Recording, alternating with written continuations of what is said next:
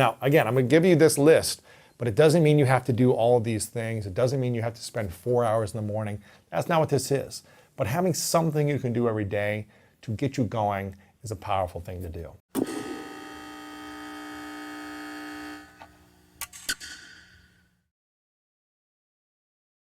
And now that we've laid down the foundation for you to overcome laziness and the lack of motivation, it's time for the next critical step, and that is finding your ideal morning routine. And there's lots of talk about what to do in your mornings, but you got to figure out what's best for you. And it might sound simple, and it's something you've probably heard 1,000 times, but morning routines are popular because they work for people. Having a consistent ritual sets the tone for the rest of the day.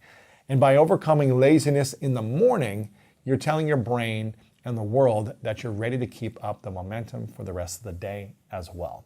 More specifically, your ideal morning ritual should address the single strategic change you need to overcome that we discussed in step 1 of this video. It should also include reminding yourself of the meaningful mission that we just covered in step 2. And the rest is honestly up to you, which is exciting that you can create this yourself, but it can also be a little bit overwhelming, okay? And that's why I put together this list of 6 morning rituals that I found to be absolutely game-changing, as well as the routines that work for some of the amazing guests I've had on over the years. Now, again, I'm going to give you this list, but it doesn't mean you have to do all of these things. It doesn't mean you have to spend 4 hours in the morning. That's not what this is. But having something you can do every day to get you going is a powerful thing to do. Number 1, I want you to listen to the Daily Motivation Show. Now, I'd be doing myself a disservice if I didn't tell you about this. This show is designed for individuals who want a kickstart, who want inspiration and insights to really take their day to the next level. Again, it's called the Daily Motivation Show, and it's exactly for individuals who want to kickstart their day.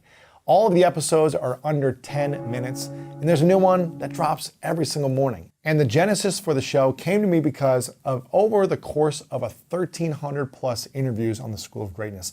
I learned that the biggest difference between those who do and those who don't comes down to a few things, and that's dedication, direction, and consistent motivation. And it takes constant reminding, guiding, and course correcting for us to pursue the life of our dreams year after year, month after month, day after day, with all the different adversities that come into our life. It takes a daily dose of motivation like you get from this show.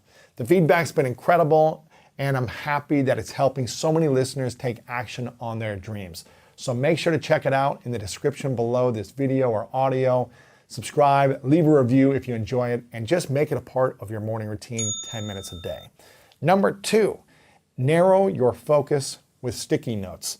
Now, this one comes from billionaire entrepreneur and Shark Tank personality, Kevin O'Leary. Instead of overcomplicating his mornings with a million different tasks and busy work, he focuses on a simple yet effective technique.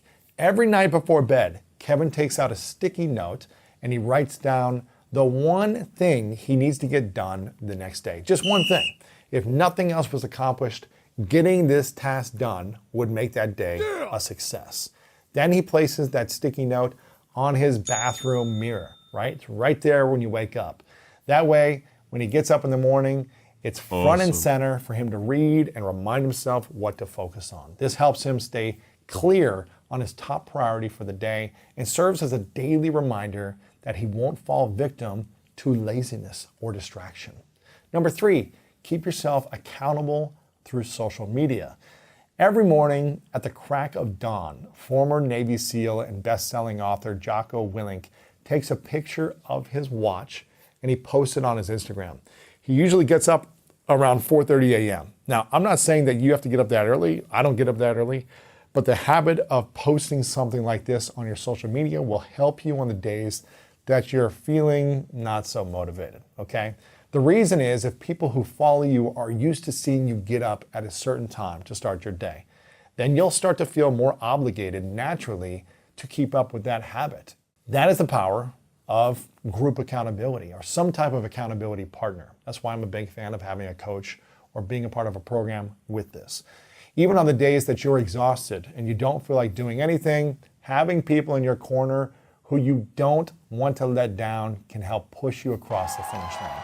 And as the saying goes, iron sharpens iron. Number 4, Try out the 5-second rule. My good friend and best-selling author Mel Robbins said this to me when she was on the show. We, as humans, make decisions based on our feelings, and that's exactly what's robbing us of joy and opportunity. And the only way we can truly change our lives is with one 5-second decision at a time. And that's exactly why she developed the 5-second rule, which has now become used by so many people across the world. And I think it can be a game changer for you when it comes to waking up early and starting off your day right. So here's what the 5-second rule is. Whenever you have to make an important decision, whether that's making a cold call, going to the gym, working on your book, or getting up the second your alarm goes off, Mel says you should all count down from 5 to 1 and then take action. So 5, 4, 3, 2, 1, and go. And science says this practice works because there's a 5-second window between an instinct or motivation and the hesitation is to not act on it. The reason is because our brains are designed to help protect us from harm. So they'll magnify any feeling of doubt and trick us into not taking any action at all. This is why it's so critical to leverage the power and momentum of the moment during the initial 5-second window, to take action during that window. So next time you're lying on your pillow when you first wake up and your brain is telling you to stay in your warm, comfortable bed and that you're missing one day at the gym isn't really that big of a deal, use the 5-second rule. Count down 5, 4, 3, 2, 1, and then just get up and start taking action. And if you can master this powerful principle, you'll be able to start to destroy laziness in no time. Number 5, this is one of my favorites, is to make your bed. As simple as this one sounds, it's absolutely essential to me in developing the discipline I've needed to reach my goals. And every morning, I make my bed, not just because it makes it look nice, but because it affirms that I am in control of my day. And I like to clean my space before I leave my space. Making my bed sets the tone for me, and it reminds me that no matter what happened the day before, or what will happen to me today, there are still things I have total control over in my life. I can take action on in my life. And I can choose how I wish to respond to what happens to me. I can choose which thoughts I listen to or don't listen to. And I can choose the type of person that I am becoming. Jordan Peterson talks about the importance of making your bed in the morning as well. And he says that before we solve the problems of the world, we need to take control of ourselves and our own lives. And having a clean bedroom is a great place to start. Number 6, get outside into the sunlight. This final morning ritual we'll be covering comes from Stanford neuroscientist and good friend of the show, Andrew Huberman. And it turns out that getting sunlight doesn't just feel good because it warms us up in the morning.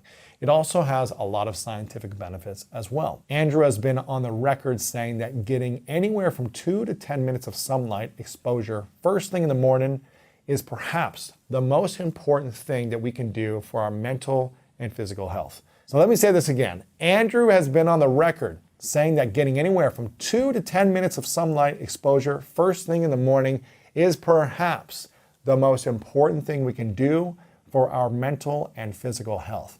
That's big, and this is an easy thing that we can all do.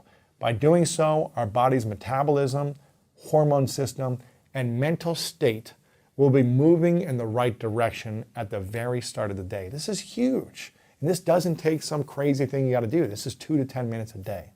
With this in mind, maybe your ideal morning ritual could be going for a short jog, taking your dog for a walk outside, jumping rope on the porch, or something else entirely. But as long as you're getting sunlight first thing in the morning, your body and mind will be getting what they need to set things in motion. This is a big one, okay?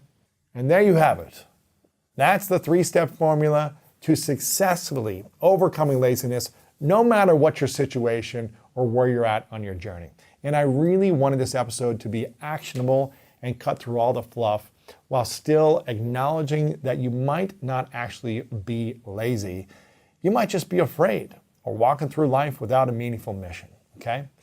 And I hope you found value in this blueprint and the strategies that we went over, and that you'll put at least a few of these ideas to the test. And now I want to leave you with this final thought. I want you to remember that your dreams are inside of you for a reason. that they're calling you for a reason. And many of you listening to this right now have probably trapped your dreams inside of you for so long that they are begging and screaming for you to let them out. Many of you have neglected your calling, your gifts, your talents, and many of you have turned a cold shoulder to what is possible inside of you. And I am so tired of seeing it happen to the people in my life.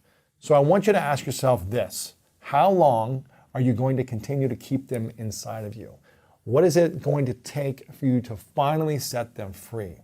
You know, the world doesn't just deserve to see your gifts, your talents, and your dreams. The world might very well need to see them right now.